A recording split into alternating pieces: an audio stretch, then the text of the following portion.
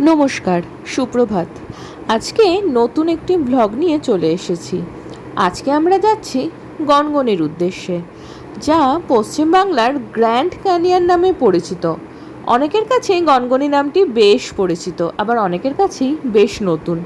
চলুন আজকে ঘুরে আসি পশ্চিম মেদিনীপুর জেলা শিলাবতী বা শিলাই নদীর তীরে অবস্থিত গনগনি, যা গড়বেতা শহরের মধ্যে অবস্থিত। চলুন এগিয়ে যাই। আমরা গনগনির উদ্দেশ্যে গেছিলাম বিষ্ণুপুর শহর থেকে।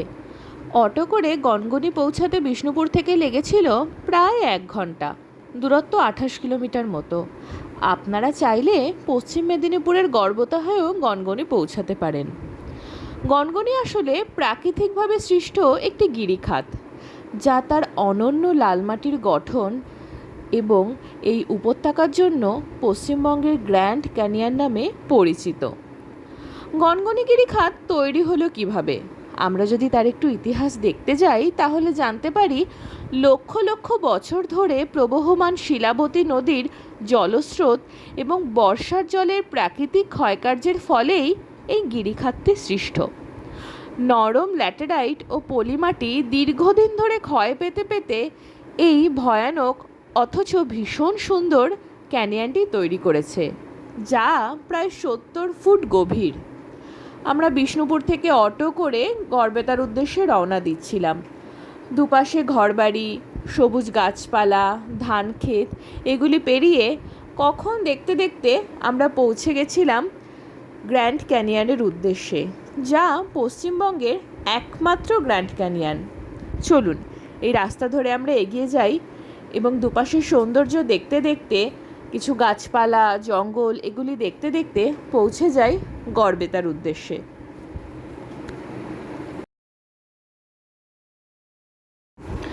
আমরা এখন এগিয়ে চলেছি গড়বেতা জঙ্গলের মধ্যে থেকে। দুপাশে শালপিয়াশালের গভীর জঙ্গল। সেই জঙ্গলের বুক চিরেই আমাদের রাস্তা, যা নিয়ে চলেছে গড়বেতার উদ্দেশ্যে। ড্রাইভার দাদার কাছে শুনলাম এখানে মাঝে মধ্যে কিন্তু হাতি বেরোয়, বা রাতের দিকে হাতি বেরোনোর সম্ভাবনা বেশি। তো আমরা তো সেসব কিছু দেখলাম না। চলুন এগিয়ে যাই। একটি ব্রিজের ওপর থেকে যাচ্ছি, নিচে নদীর জল খুবই কম। চলুন এগিয়ে যাই।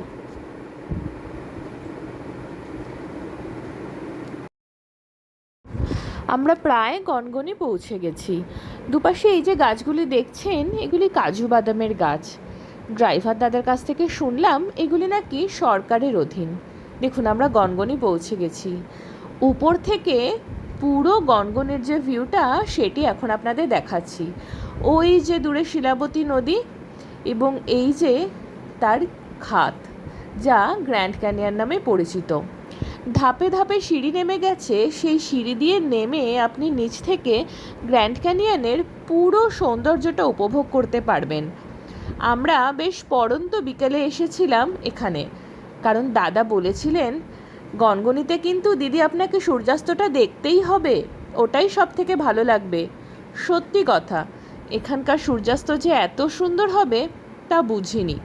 চলুন, শিলাবতী নদীর ওপরে সূর্য নিচের দিকে নেমে যাচ্ছে, সেই দৃশ্যটা আপনাদের দেখাবো।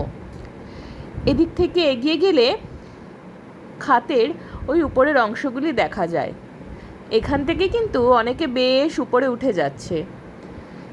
এই যে আমরা শিলাবতী নদীর তীরে চলে এসেছি।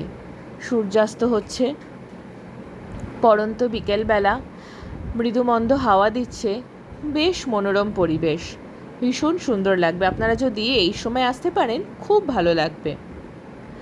চলুন, গনগনির পাশে একটি পার্ক ছিল, এবার এগিয়ে যাই সেখানে। এখানে নাকি বক রাক্ষসের হাড় সঞ্চিত আছে। কথিত আছে বক রাক্ষসের হাত থেকে সাধারণ মানুষদের বাঁচাতে পাণ্ডবরা এখানে ছিলেন। সরকার থেকে কিছু কটেজ তৈরি করে রেখেছে, আপনারা চাইলে এগুলি বুক করে এখানে থাকতে পারেন। এবং এই পার্কটার মধ্যে প্রচুর ফুল ফলের গাছ আছে, যেগুলো দেখতে পারেন। আসলে গনগনি এখন একটি বিখ্যাত ট্যুরিস্ট স্পট, তাই জন্য বিভিন্ন মানুষ শীতকালে বা অন্য সময়ও এখানে পিকনিক করতে আসেন।